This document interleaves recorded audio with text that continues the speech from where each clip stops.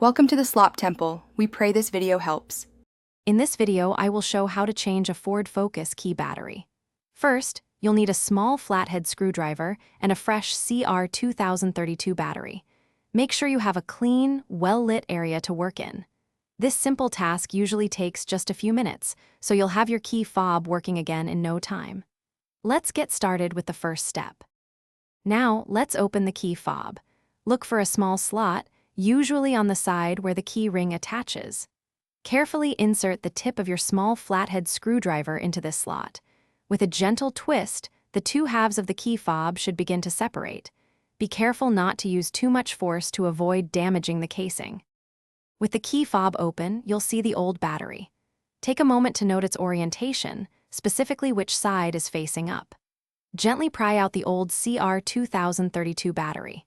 Now, take your new CR2032 battery and insert it into the compartment, ensuring the positive side, usually marked with a plus sign, is facing upwards, just like the old one.